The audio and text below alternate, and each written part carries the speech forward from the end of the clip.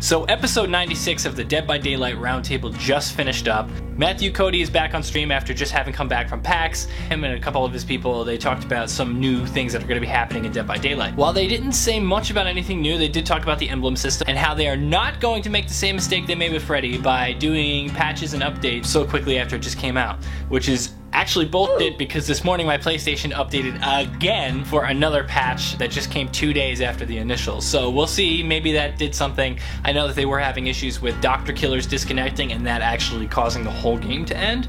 So maybe that was just for that and not actual emblem fixing, but who knows. One of the things that they actually did speak about that I thought was pretty interesting is that with the anniversary coming up, that's when they're going to start releasing some new content, new information about what's going on in Dead by Daylight.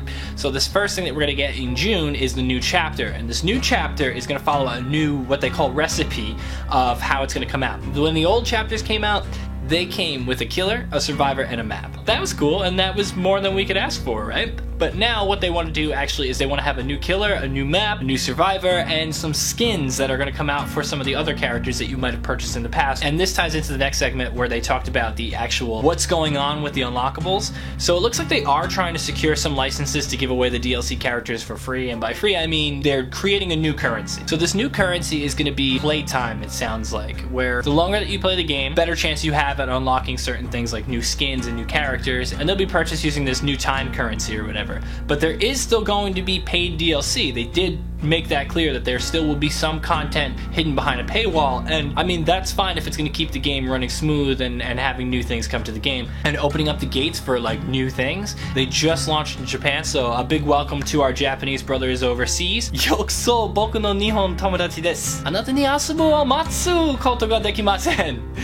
Ganbatte zo. Yoroshiku ne. Sorry, I get a little bit excited whenever I get a chance to speak Japanese, and with new people going to be online, it definitely leaves some room for that. Gems, everybody wants to talk about gems. Everybody's making videos about gems and how they love them and they hate them or whatever. You guys have already, if you watched the previous video, you already know how I feel about them, and it's not too positive, but also at the same time I don't really give it. So there are some bugs that are happening right now that they do want to fix. For whatever reason on Unbroken, some people are not getting their iridescent when they've never been hit, they've never been down. Sometimes they're not even getting gold. They are looking into fixing that, which is cool, so hopefully they get that figured out soon, but in the meantime, I don't care. We finally figured out how Evader actually fully works. Straight from the dev's mouth, you want to actually be able to get chased for a long time. So the longer that you're chased for, I guess it's in increments of 15, so every 15 seconds you get some amount of points, so you just keep running and running and running until you get away. If you do get hit, you lose whatever would be in that 15-second bracket or so on.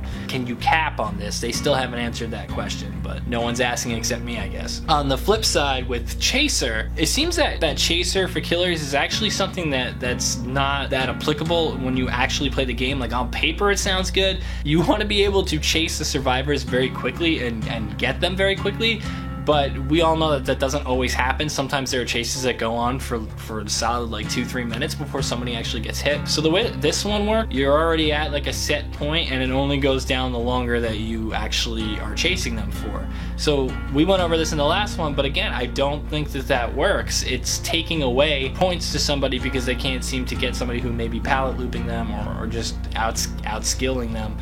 Closing the hatch. It's been tested.